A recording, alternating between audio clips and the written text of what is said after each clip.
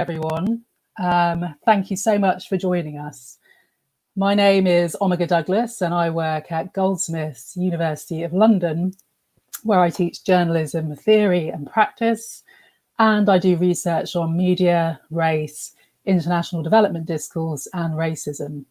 And I'm chairing this debate for the Media Reform Coalition.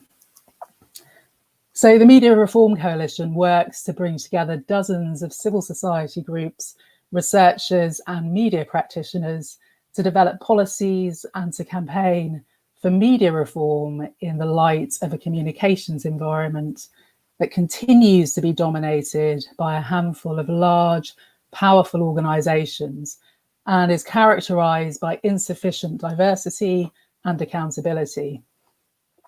So every year, the Media Reform Coalition put on a really great event called the Media Democracy Festival. Of course, this year we sadly had to cancel it.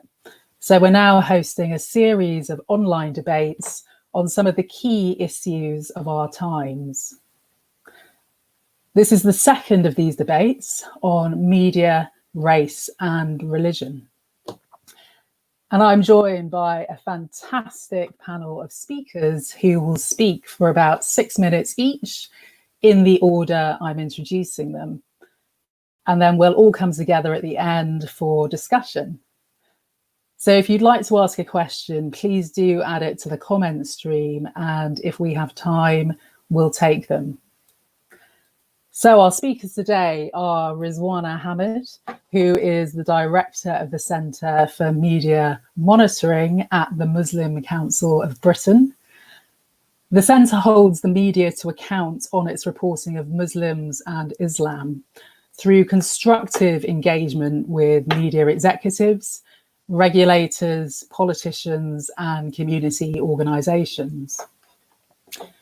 Rizwana has over 30 years experience working in the media and has worked as a producer and director for BBC Television, covering news, current affairs, religious, documentary, world service and multicultural programming. Her many films have won awards, including Journey into Darkness, Inside Injustice and Skeletons in the Cupboard. Maya Goodfellow is a freelance writer, broadcaster and academic. She's written for a range of publications and is the author of the book Hostile Environment: How Immigrants Became Scapegoats. She holds a PhD from SOAS, University of London, where she examined the role of race in British international development discourse. And last but not least, Narzanin Massoumi works at the University of Exeter, and her research focuses on racism, social movements, and counter-terrorism, including the impact of counter-terrorism policy and practice on UK higher education. She is co-editor of the book, What is Islamophobia? Racism, Social Movements and the State, and also wrote Muslim Women, Social Movements and the War on Terror.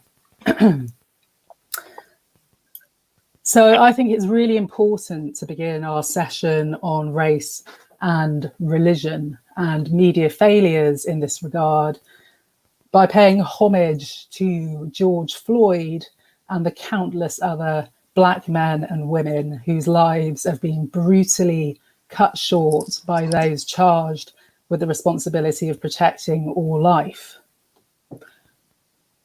The mass media is not on the streets committing savage acts of violence against civilians, but the mass media is an integral part of a system in Western democracies, a system that also consists of government, the judiciary, educational establishments, the police.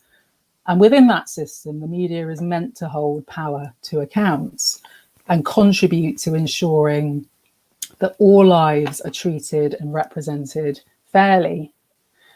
But too often and for far too long, the media has contributed to upholding and perpetuating racial and religious inequality. There are numerous studies that show repeatedly how major Western media platforms represent Black and brown lives in ways that denigrate and stereotype, and this inflicts harm, impacting how we're perceived and treated in our everyday lives. So mainstream British media organisations remain spaces whose staff are starkly unrepresentative of the society that they claim to speak to and for. This fact has also been highlighted again and again by activists, academics, and media practitioners. In fact, there's an archive of research that speaks to the lack of racial and religious diversity amongst journalists and editors who work for dominant Western media institutions, and the problems this leads to in terms of mis- and underrepresentation. Yet, despite the tireless work by many people over the years highlighting this problem, we're having to have a discussion about these issues again because of the silence and related lack of action from too many in positions of power, from editors to media proprietors, with regard to tackling racism within the media. Yes, some mainstream media platforms are good at highlighting racism outside their organisations, and there are knee-jerk responses to coverage of Black and brown lives during times of crisis, as we're experiencing right now. But our lives are largely vilified, marginalised, or completely ignored much of the time. And there's an acute lack of a systemic, lasting, cross-industry approach to anti-racism in mainstream media organisations, which explains the following facts. Studies have found that Black Britons, who make up approximately 3% of the British population, represent just 0.2% of British journalists. And Asian Britons represent 6.9% of the British population, but just 2.5% of British journalists. Despite the Black and minority ethnic UK population growing by over 50%, figures show there was a 5.4% decrease in Black and minority ethnic representation across the creative industries. Another fact, although newspapers have no cross-industry approach to diversity, some are signed up to the Journalism Diversity Fund that supports training for students from ethnically and socially diverse backgrounds. But figures on the likelihood of journalism students being employed as a journalist 6 months after graduation indicate that white students have a 26% chance, while Black students only have an 8% chance of finding employment. So problematically, whatever principles inform support for the training fund, they're not translating to ensure that newly qualified journalists from all backgrounds gain employment in the industry. Research also shows that inflammatory news reporting magnifies hate crime. And in Britain alone in 2017, there were 1,201 verified reports of Islamophobic attacks, which were up 26% on the year before. We've also recently seen, thanks to the BBC's initial handling of the Naga Menchetti case, that there's an inability at the highest levels within British media establishments to view racism as an objective fact rather than an opinion to be treated impartially. And we've seen ignorance within mainstream media manifesting via the misidentification of Black people in media reports. One of the many shocking examples being the BBC and other broadcasters using the wrong image of George Floyd after it appeared in a photo montage at his funeral this Tuesday. So given all this, it's really not surprising that 55% of ethnic minority people in Britain feel underrepresented, and 51% feel negatively portrayed on screen. So, whilst it's exhausting having to debate these issues again, it's also as urgent as ever. And on that note, I'd like to extend a very warm welcome to our speakers, and over to you, Rizwana. Thank you, Omega. Thanks for that introduction. I'd just like to give a short brief about the Centre for Media Monitoring, which was set up a couple of years ago by the Muslim Council of Britain, predominantly because of the growing evidence, academic evidence that showed that the media's portrayal of Muslims and Islam was contributing to rising hostility towards Muslim communities. And we've seen that in the stats, Home Office stats, which show that over half of religiously motivated hate crimes are against Muslims, and predominantly where people get their perceptions of Muslims and Islam is through the media. And so over the past couple of years, we've monitored and analysed over 40,000 online articles and almost 7,000 broadcast clips around stories that relate to Muslims and Islam. And I'll go on to our findings in a second, but I'd just like to quote as a beginning the outgoing chair of IPSO, who in December said, "The portrayal of Islam and Muslims in the British press has been the most difficult issue facing the press watchdog in the past 5 years."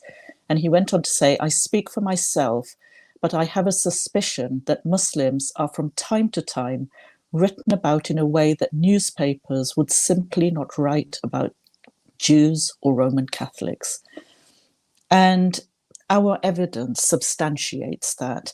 And I think despite the recent events that have highlighted the systemic and institutional racism, which goes back centuries against people of African and Caribbean origin, it's probably quite safe to say that since 9/11, Muslims and Islam have been systematically and consistently vilified, misrepresented, and in some cases deliberately targeted by mainstream media and scapegoated for all of society's ills.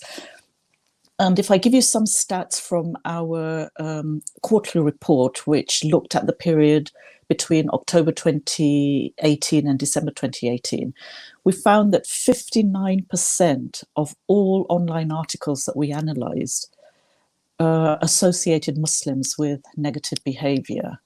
Over a third misrepresented and generalised about Muslims and Islam. The right-leaning press, no surprise, but quite surprisingly, religious publications were the most biased, with 37% of articles being rated as very biased under our methodology. Another finding was that terrorism, again, it'll come as no surprise to anyone that terrorism was the most reoccurring theme in stories relating to Muslims and Islam. And TV drama proportionately misrepresented Muslims and Islam the most, which is quite interesting. And it was a period when we had Bodyguard and we had various storylines in EastEnders that were looking at Muslims. And so it was interesting to see the impact of television drama on how it reported on Muslims and Islam. And another finding was that topical debate programs on television tended to give far-right individuals and views a platform without actually challenging them or introducing them properly within their context. So these are just some of the stark findings of our reports. And we're going to be producing an annual report which will look at the whole period between October 2018 and October 2019. And we were due to release a report on how the British media reports on terrorism, which was due to come out on the first anniversary of Christchurch on the 15th of March. And obviously that was when Britain was going into lockdown. And so media coverage was really focused on COVID-19. And we didn't think it was an opportune moment to release our findings and the report, because it's very important in terms of the inconsistencies in which the British media reports on terrorism, depending on who the perpetrator is.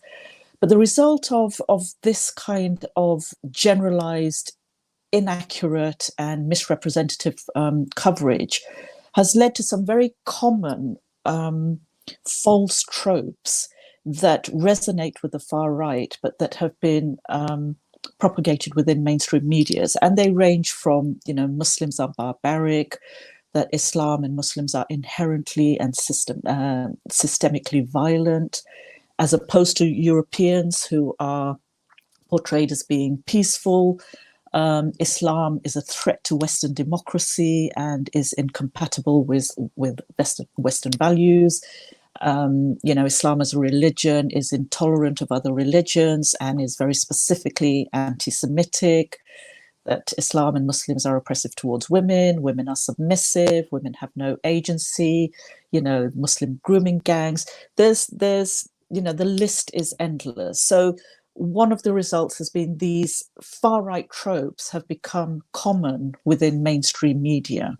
And the worrying thing is that these tropes have been almost made respectful and part of establishment by certain commentators and opinion writers. So, you have people like Rod Liddell, who works for The Spectator and The Sun, who's called Muslims savagely, quite openly, and described Muslim countries as hellholes. He's suggested that extremists should blow themselves up in London's Tower Hamlets, and I quote, away from where the rest of us live. So the othering of Muslims and, wanting Muslims to be annihilated almost. Melanie Phillips, who writes for The Times, has again consistently and disingenuously misrepresented Islamic concepts. And the most recent one was the concept of taqiyya, which is, and she accused Muslims as being obligated to lie on behalf of their religion and therefore should not be trusted. Other establishment figures like James Delingpole and Douglas Murray, have lent their voice to the racist great replacement theory of Muslims, taking over Europe and the whole Islamicization of Europe. So, the transition of Islamophobic and xenophobic beliefs from the internet to mainstream media outlets, I think, is one of the most worrying trends. And that, I think, is a huge issue that needs to be tackled. And some of the ways this is done is through the language that's used, terminology, which becomes common practice. So things like Islamic terrorism, which ends up linking Islam with terrorism. Words like jihadi, which means to strive and struggle, but which have now become shorthand for terrorism. Allahu Akbar, which is now being conflated with acts of terrorism, whereas it's a phrase that's used, at least 5 times a day by Muslims around the world. Sharia law is being, kind of propagated as being a parallel legal system and linked to corporal punishment and trying to take over the legal system. The kind of terms are endless. The other areas where we've found a lot of problematic coverage is in headlines and how newspapers specifically use their headlines. And predominantly, we know that it's for clickbait, but there's been a lot of inaccurate and misleading headlines. Examples of them claiming that Muslim women are asking for curtains to be installed in public swimming pools to have separate lessons, until you read on in the article and you find that actually it was the council that made this decision, and it wasn't just for Muslim women, but it was for women in general to have women-specific swimming classes and swimming time. Again, I could give so many examples, and I know that we don't have a lot of time, but inaccurate stories. We all know of the Times Muslim foster care story, the Telegraph libeling a scout leader and saying that he was, segregating boys and girls and, propagating extremism. The list is endless. I could go on, and I know time is limited, but I'll kind of keep it to that, and we can then discuss it further in Q&A and within our discussions. Great. Thank you so much, Rizwana. So I'd like to hand over to Maya Goodfellow now. So over to you, Maya. Hi everyone, thank you for that. And I think quite a bit of what I'm going to say in some ways overlaps with what Rizwana has just talked about, but I'm going to specifically focus and think about immigration. And I want to think about immigration, I suppose, in this moment of COVID-19, but really also think about how the way immigration is being covered or not being covered connects to broader kind of anti-immigration sentiments and how they are reproduced within parts of our media. And the reason for doing this, just I want to quickly explain why it is that I am focusing on this. Not only is this something that I work on, but I think it's really, really necessary to try to locate where race and racism operates in the immigration debate, because for years, for at least 2 decades now, politicians have said it's not racist to be concerned about immigration. And this is something that's been repeated time and again within the media as well. You know, anyone who's watched a debate or taken part in a media debate will know that the parameters are already set up so that you have to explain where racism is, and there's an assumption, an ongoing assumption that actually racism isn't really relevant to understanding immigration. And we know from very, very recent history that actually this simply isn't the case. You only need to look at the Windrush scandal. I would recommend all of you go and watch the BBC dramatization of this earlier this week, Sitting in Limbo, which covered one person's case moving through the immigration system being affected by the hostile environment, and you can quite clearly see institutional racism at play. But you also can look at another event, which was Sajid Javid trying to strip Shamima Begum of her citizenship. What we can see here in this moment is the relationship between citizenship, these immigration discourses, and race. But before I really explain how I think anti-immigration sentiment operates in the media, how this is related to race, I think it's really, really important to highlight in this moment of the global pandemic exactly what is and is not being done for people who are immigrants in the UK right now. And so there have been bits and pieces of reporting on this, but this hasn't really been systematically covered. Even though the Windrush scandal only happened a few years ago, and there was a lot of dismay and shock at what was happening to this particular group of people, there hasn't really been a necessary examination of why it was that was ignored by so much of our media and so much of our society. And really that hasn't transferred over into this particular moment, thinking about who's affected and how. And so a few examples of this, I've spent the past couple of months interviewing people who've been trying to navigate what is already an incredibly complicated immigration system.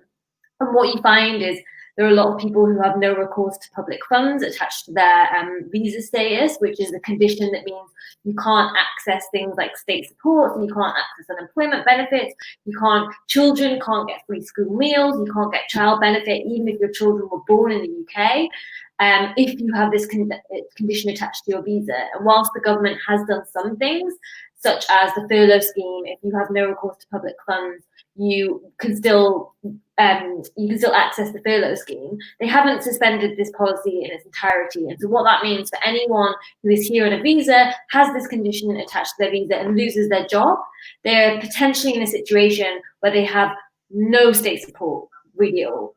And so I've spoken to a lot of people who really are on the risk of becoming destitute. And in particular, people who are undocumented, this is a major, major issue. But the other thing that hasn't happened is the hostile environment, which caused the Windrush scandal, the thing that there was so much, rightly so much anger about, that those policies are basically still in their existence, almost in their entirety, even during a global pandemic. And so what that's meant for a lot of people is that they've lived in a country that for the past 10 years has told them they should be scared to access basic services if they don't have the right documentation, or if they do go and access those basic services, they will be asked to prove their right to be here. And this, we know, this disproportionately impacts people who are not white within the UK. They are policed around this far more than white people in the UK are. And what this means in this moment of global crisis, where public health should be the main concern, is that some people are scared to go to their GP. They're scared to go to their local hospital because the government, although they have said that people shouldn't have their documentation checked if they're going to their local hospital or GP for COVID-related issues, that they shouldn't be charged. This hasn't really been publicised widely by the government, and also they haven't set up a firewall between the Home Office and the NHS, which would stop any kind of data sharing. So a lot of people are still really, really scared. And what that means is people are too afraid to access medical advice at a time when medical advice is one of the most important things we should all be able to access. And the reason why I am talking about this and explaining this is because although this has been covered in bits and pieces in the media, there hasn't really been a systematic examination of what is happening to some of the most vulnerable people in the UK. And it hasn't really been connected up with the fact that this is directly a product of government policy. And the reason why I think this is sort of interesting and troubling to think about is that there has been a focus on key workers. So there has been a recognition within our media and our public debate that a lot of key workers, people who are now called key workers, were actually called low-skilled migrants prior to the pandemic. So there has been this moment where that's been recognised, and there was a lot of public pressure put on the government, including through by journalists and through our media, for the government to suspend the immigration health surcharge. And that has now been scrapped for NHS workers and care workers. But all other key workers, if they are migrants, will have to pay twice over for the NHS. And anyone who isn't a key worker also has to pay twice over. And so there's a problem right now in this moment where certain people are rightly being recognised for the work that they are doing. And there has been some, but not complete recognition, that a lot of those people are migrants. Actually, this has entrenched a good migrant, bad migrant narrative that is incredibly dangerous in terms of how people are seen and the rights they're able to access. So, for instance, if we can all accept, as we did in that moment where the government was being lobbied to change its immigration health surcharge policy, that is an unfair policy because people are paying twice over for the NHS. They're paying into their taxes and national insurance contribution, and then they're paying again through the surcharge. If we can all accept that's bad for people who are doctors and nurses and care workers, why do we think it's okay for everyone else? And this is the problem with the media narrative around this, is it entrenches this idea that some people are good, contribute to the economy and should be allowed to come to this country. Other people are potentially problematic and their right to be here should be policed, should be questioned. They should maybe be allowed to be able to come to the country under certain terms, but only so long as they're economically useful, and then it should be easy to remove them from the country. And this is the product of an ongoing anti-immigration narrative that is really deeply embedded in a lot of our media reporting on immigration. And so consistently, it's sort of suggested that there's too many migrants in the UK. The starting point of a lot of debates I've watched and examined from my work is there are too many immigrants in the UK. What do we do about it? That premise of are there too many people in the UK, are there too many people coming, isn't really pushed as often as it should be. And this is quite depressing because, as Omega noted right at the beginning of this, we've been having these debates for years. And in 1979, right at the end of the 70s, Stuart Hall produced a documentary about this exact issue and looked at the fact that when the media talk about immigration, they always talk about numbers. And as soon as you talk about numbers, he says, it's always too much. And so the thing that I would encourage everyone watching this to do is, as well as pushing our journalists and our media outlets to cover immigration, how people are being impacted by immigration policy more systematically, as certain outlets do, but really it needs to be a systematic analysis of what is going on. There also needs to be a real change in the way we even imagine migration. And this comes down to dislodging that good migrant, bad migrant narrative that is basically at the centre of a lot of media debate about this. Fantastic. Thank you so much, Maya. That's really important points that you've made there. So without further ado, I'd like to hand over now to Narzanin Massoumi. Hi, Narzanin, over to you. Hi, thank you. And thank you to the organisers for putting this together and to the other speakers on the panel. So I wanted to also talk about Islamophobia. And the sort of focus of what I'm going to talk about today is about the sort of key drivers of Islamophobia in the media, and particularly looking at the role of the state and sort of right-wing social movements and their activities and mobilizations in the media, and how they play a sort of repressive role and undermine Muslim participation in public life. And so, I mean, we live in a deeply Islamophobic society. Muslims are targeted at almost every sphere of life. Street attacks on Muslims are growing. and widespread. Across Europe, Islamophobic organizations and political parties have grown and advanced their racist agendas. And it is increasingly more difficult to be a Muslim in public life. And as Rizwana demonstrated in her talk, there is widespread evidence that media coverage of Muslims and Islam is very, very Islamophobic, full of stories connecting Muslims with terrorism, violence, seen as a threat, their culture and religion represented as backward, and that the academic research, there's consensus across the academic research about this kind of representation of Muslims in the media. But what I want to talk about is kind of what is the driving forces behind such kind of stories. And firstly, in terms of sort of the coverage, news production is heavily reliant on official sources. All studies of appearances of sources in news media show that this huge dominance of the officials, governmental, state sources. And so, for example, in a project that I've been working on Islamophobia in Europe, the sort of media team have, in their research, seen heavy domination of governmental sources across all the countries that we'd be looking at in terms of stories on Islam, Muslims, terrorism, radicalization. And it is those sources that provide the information and the propaganda that set the tone for how things will be covered. And therefore, even when it comes to sort of non-official sources, they're sort of strongly kind of focused around the tendency towards the way that the official points of view represent things.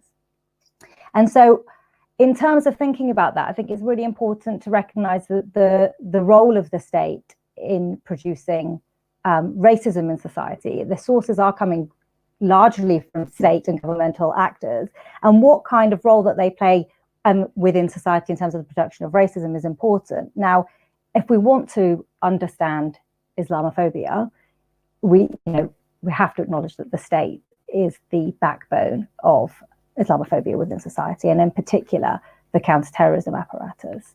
And it's strikingly obvious the way in which counterterrorism disproportionately impacts on Muslims. So if you take, for example, one piece of counterterrorism legislation in this country, the Schedule 7, which is part of the Terrorism Act, which allows people to be stopped at ports without any cause for reasonable suspicion. There's no data on religion on this, but if you are of Pakistani heritage, you are 150 times more likely to be stopped under that piece of legislation than if you are white. And this kind of counterterrorism stuff has been spread across all spheres of society. Now we have the prevent duty in our public institutions, which applies to schools, libraries, hospitals. And since that's become a public duty to prevent people from being drawn into terrorism, approximately 20 people a day, largely young adults and many children, are being referred to the de-radicalization program of the government. And that's including children as young as 3 that have been referred. Now, we can see from that, that this is this kind of disproportional impact and this kind of where this racism is coming from. But then the state, in terms of its role as official sources in the media, plays this important role in the production of racism. However, they also engage in propaganda activities that influence media representations of Muslims and Islam. So, for example, as part of the counter-extremism work in the Home Office has been running a number of campaigns and initiatives using PR firms and media agencies in order to intervene and influence representations of Muslim identity and the composition of Muslim civil society. So, for example, the Home Office has a unit called RICU, the Research, Information and Communications Unit. And RICU have been involved in covertly sponsoring Muslim civil society groups that they say are apparently grassroots campaigns, creating kind of hashtag campaigns, YouTube videos, Instagram accounts, and a variety of activities that aim to kind of disseminate kind of pro-government messages, but via apparently credible grassroots voices. So one example of this, it was a campaign called Making a Stand that was run by a self-described independent counter-extremism and women's rights organization, Inspire, and it was about Muslim women making a stand against extremism. And they launched this campaign on the front page of Sun with a Muslim woman wearing a Union Jack hijab, and they had a corresponding YouTube video campaign, like a series of videos. They had public meetings, they had hashtags, and you know, this kind of is supposedly representing kind of Muslims saying that Muslims themselves are criticizing extremism within their communities. But a leaked document showed that this campaign was a RICU Home Office product, and actually the aim of it was to disseminate, was to recruit Muslim women to disseminate kind of pro-government messaging on counter-extremism. But there's plenty of other examples of this kind of activity. So they've had this, they had an Instagram account the Home Office had done called This Is Woke, which was, and another one, which was a website, a lifestyle website called Super Sisters, or both again aimed at largely at Muslims and people of color. And their kind of intention was that they were sort of reconciling a British identity, a British Muslim identity, and trying to reach what they describe as hard to reach audiences. Now, just to say that this kind of activity, it not only like increases this kind of message about Muslims and extremism in the media, but it also actually disrupts and undermines activities of grassroots organizations and campaigns by deliberately, they are deceiving and concealing the genuine sources of their funding. And so that it kind of, you know, disrupts the genuine kind of grassroots and campaigning activity that's happening. Now, I just see that the time is getting short. So I have got more things to say, but I'll just save it for the discussion. I was going to talk about social movements and things, but I would just end with this, that, you know, it is important that if we want to challenge media Islamophobia, that we challenge the journalists, the editorial hierarchies and routines, ownership structure, etc., and we should hold them to account, absolutely. But also we need to look at the counterterrorism apparatus and the and their sort of social movements that support them, and the way in which they drive to set drive the coverage and set the tone, and the way in which they actually play a repressive role in Muslim political mobilization, organization, and participation in public life. Thank you. Great, thank you so much, Narzanin. And thank you all for those vital, really thoughtful and incredibly thought-provoking contributions. So we have questions coming in on the stream, but I just wanted to kick off the discussion by asking you about silences, because silences is part of the title of our debate. And it's a word which speaks volumes in terms of race and religion, and the media's culpability in creating and contributing to prejudice. Because on the one hand, the word silence speaks to the way that dominant British media platforms are so silent on so many stories that relate to people of colour in this country and elsewhere, that single stories, to use Chimamanda Ngozi Adichie's phrase, become amplified, as does the crushing stereotypical representation that goes hand in hand with those single narratives. But on the other hand, the word silence also speaks to the reason we're here today, because even though media diversity and inclusion in terms of race and religion and the need for it to improve has long been debated in Britain, a lack of diversity and inclusion remains a real and urgent problem in mainstream media organisations, as if we've been having these endless conversations about racism and diversity and inclusion so silently that we've been unheard for decades, for generations. So I wanted to just start by asking each of you, in relation to race and religion in British media spaces, which silences you feel have been the loudest, as it were, and what impacts those silences have in terms of people's lived experiences. So Maya, maybe you could start.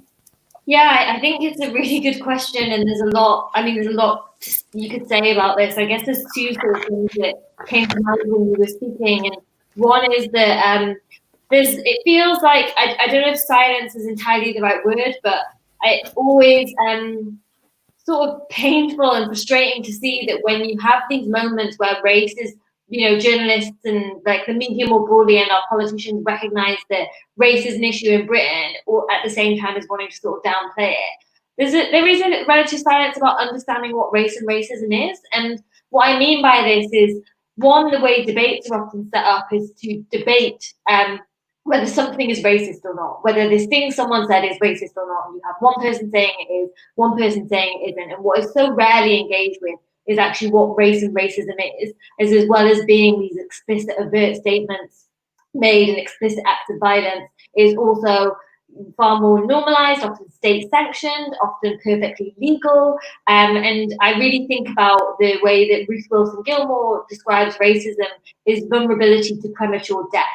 And I often wonder what would happen in the media if actually the role of the media was not to, as it so often feels, to set up these debates between two opposition or two different positions, but was actually to inform, to educate around what race and racism is, how it functions in the UK. And one of the reasons why I say this right now in this particular moment is I've been struck by how much of the coverage or how many questions that have been asked have been sort of premised as the Black Lives Matter protests have taken, have taken place across the UK as well as across the world, is, oh, but we're not as bad as America. Our police don't carry guns. It's not in the same way. It's not the same kind of violence. And it feels at times like it's really starting from a point of, this may be an issue in Britain, but it's a limited issue. It's not as bad as elsewhere. And I think for me, that's where silence is really playing a role, is we're talking about it, but there is still a silence at the center of that debate about how it's being understood and how Britain's role in this, in the creation and perpetuation of racism is being constructed. Yeah.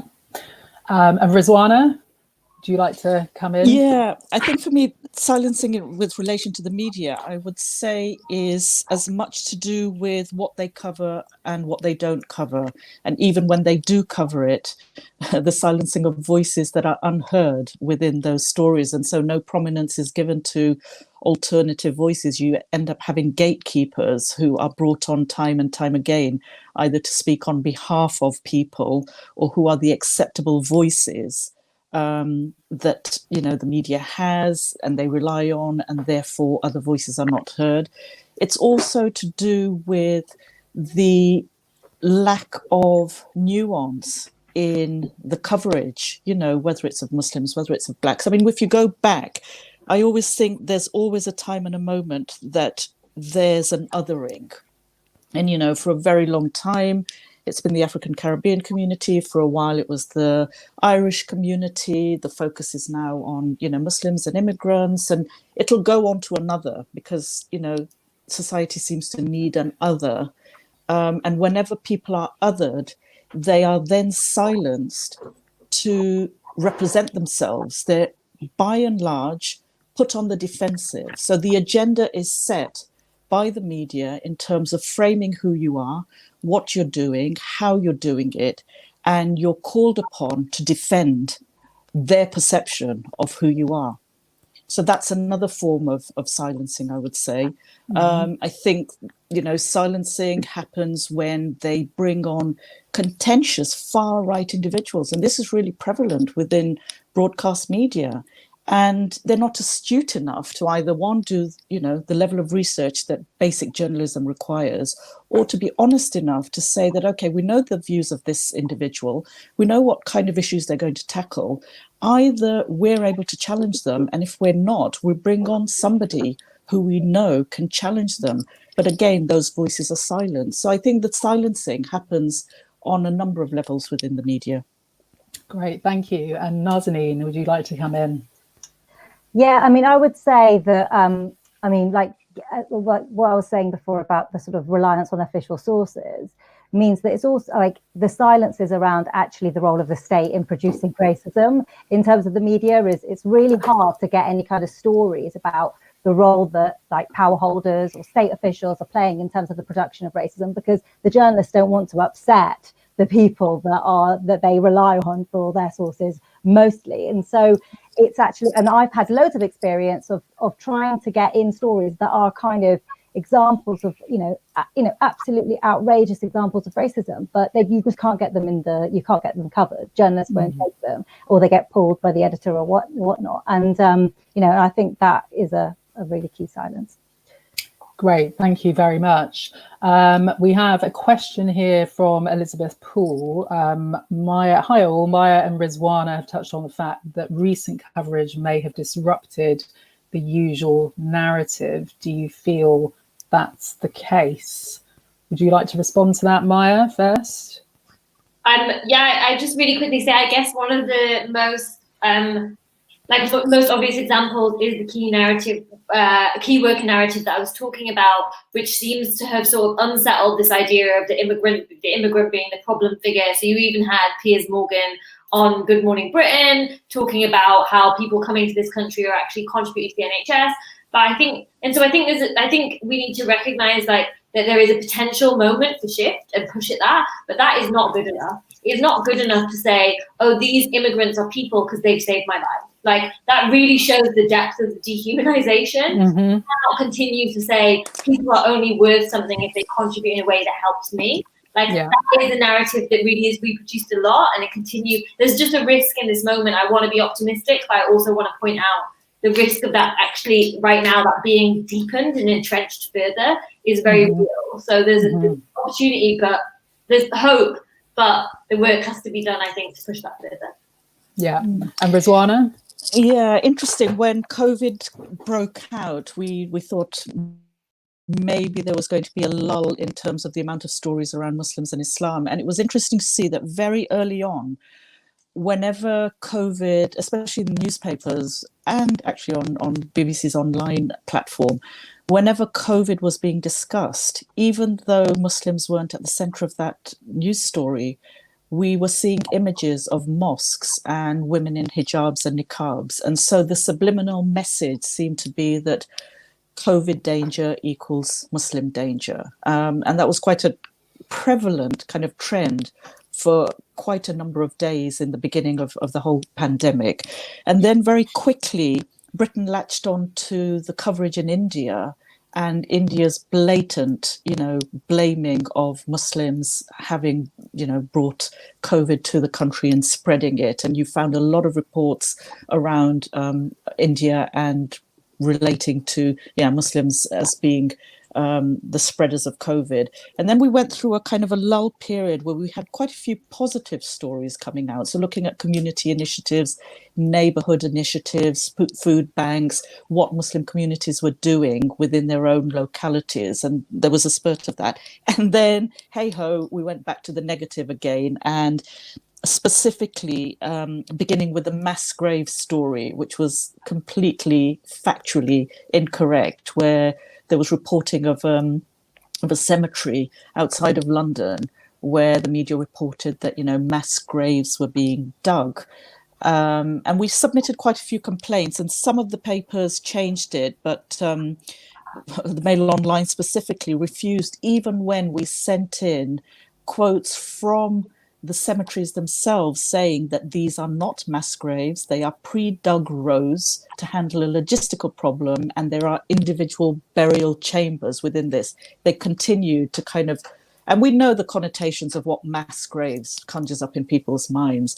And then leading up to Ramadan, there was a spike of stories, in terms of experts, when it was one doctor who had made a comment, and it was a supposition that if people go to mosque, it could, lead to an increase in COVID-related deaths. But a whole spate of stories, and spikes in fear-mongering that there was going to be a spike in COVID incidents now that Ramadan was coming, and that people were going to be flouting these laws.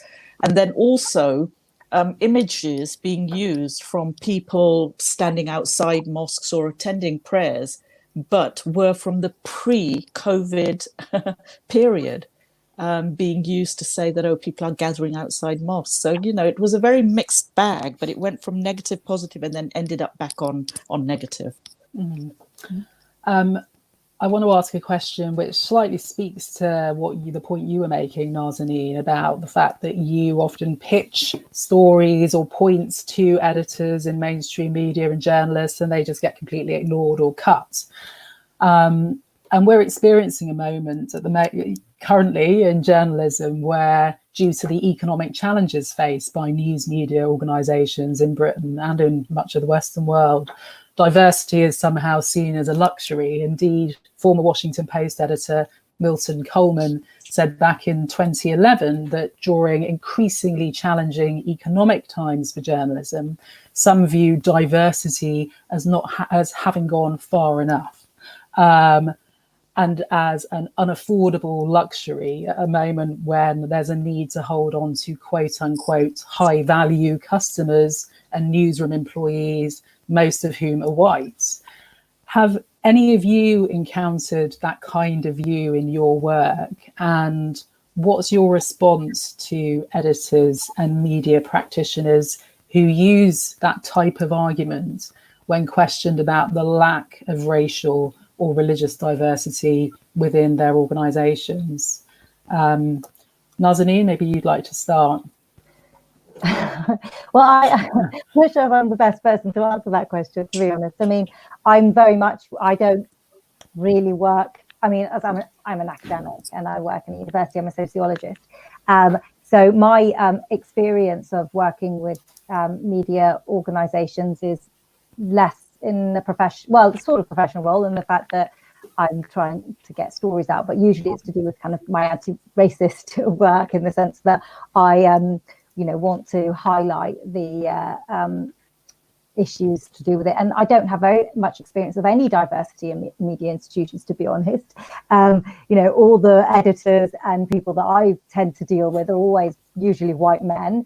In terms of the question of justifying a lack of diversity, the conversation hasn't even been there in the first place. So but for those other people on the audio on the panel who've got more kind of explicit experience with working with media institutions, probably be a better place to answer that question. Maya?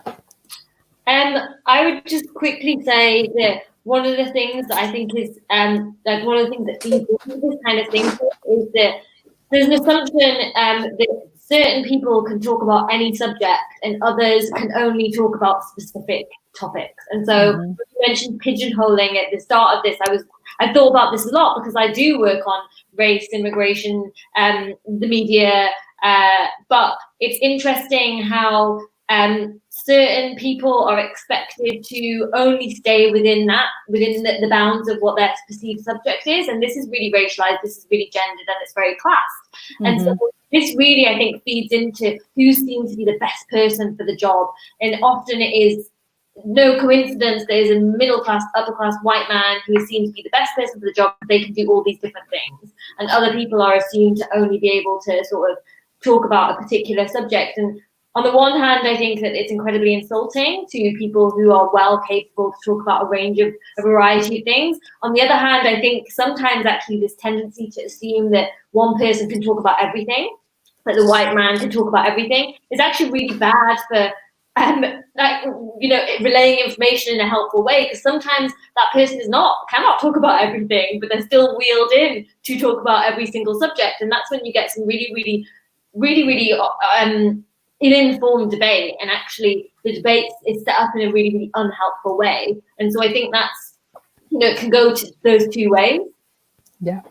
And Rizwana, you've got 3 decades of experience working for our major media institutions in this country. What do you feel about that type of argument? Yeah, I mean, I joined. Can you hear me? Because I seem to have frozen. Yes, you can. Okay, that's fine. Yeah, so I joined the BBC way back in 1988, and we set up a Black workers group then to look at, diversity, both in terms of the workforce, in terms of on-screen talent, in terms of programming, and in terms of perspectives. And we are incredibly frustrated when I speak to people who, I was with in the BBC 3 decades ago, that we are still having these conversations. Mm-hmm. And I think it's time that the conversations ended and action was put into place. So, people need to start publishing their data and making it very, public, and make them accountable to how many people are employed, what kind of programming is going out. And I think it's not enough also just to have more numbers, because what you find is that there's a general culture that exists within these institutions. And so there needs to be a cultural shift which acknowledges that there is more than just one worldview, that there are different perspectives to the same story, and they have equal validity. And I think until they start accepting that, because what happens is you could end up joining these institutions, but very slowly you're molded into perpetuating what kind of output they want. And, you can end up having battles and struggles and, ending up ranting and raving, but predominantly the culture prevails. And so I think there's got to be as much in terms of intake in quotas, but the representation of stories needs to change. And I would say the other thing is that what the media tends to do is they don't normalize people from diverse backgrounds. So, when there's a story relating to Muslims, or now, it's relating to Black Lives Matter, Black people or Muslim people are brought on. But, we're not brought on for issues that have nothing to do with our religion or our race or our particular, ethnic background. And it's about normalizing human beings first and foremost, accepting that there's a diversity of views and opinions and perspectives, and giving that the space to manifest itself. And I think it would enrich, coverage if they only accepted it and weren't so fearful of these kind of others that they've created within their psyches. Yeah, that's great. And that, I'm very conscious of time. We've only got a few minutes left. So, Rizwana, you've touched on change that needs to happen, ways forward. So I just want to give you, Maya and Narzanin, an opportunity to speak to that as well. Obviously, discussing race and racism and being anti-racist isn't a momentary commitment, as we all know. As long as the construct of race and the discriminatory systems attached to it exist, anti-racism is a lifelong commitment. And that's where so many, including the mainstream media, as you've touched on, Rizwana, go wrong. Racism and Islamophobia is treated episodically as part of the news cycle, rather than as an entrenched part of a system, which those who benefit from should really also take a huge amount of responsibility for undoing. So I don't like to have to ask you, as women of colour, how those with power within media organisations can make lasting structural changes to ensure anti-racism is an embedded, active part of their practice, because people of colour have, as we've discussed, have been offering solutions forever. But we're here, and you have lived experience of racism and Islamophobia, as well as having researched both extensively. So it'd be really great, just to wrap up, if you could share your thoughts, as Rizwana just has, on solutions and ways forward. So Maya, would you like to? Yeah, big question. I guess like the first thing is there's loads of reading lists now being circulated, and on the one hand, it's sort of frustrating, these have been here for a long time, and so it shouldn't really take this moment. But if it is, then great. And I think actually engaging with the work that has been done for decades, and learning from that, and then implementing that within organizations, but also for people watching, also support other media outlets. There are outlets like Galdem, The Voice, like there are so many platforms where people are already get this and they're already pushing for change. And so I think engaging with that and supporting those financially if you can is also incredibly important in this, like not just in this particular moment, as you say, but long term.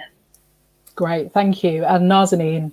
Yeah, I mean, I would support what Maya said, but also I would like to see journalists actually doing some journalism, because actually there is very they're not, there's the number of investigative journalists around nowadays are like, they're sort of disappearing. I mean, in terms of the COVID situation, the number of situations where you needed to have some serious up and down the country investigation going on, and it's just completely absent. So, that's the first point in which I would start with. Journalists actually start being journalists. And then in that sense, if they were to do so, we would see racism highlighted much more in the media right now. But I just add a little thing, yes, Maya, is to say that I think change is multifaceted. So as Narzanin mentioned before, on a governmental level, there needs to be change in terms of policies.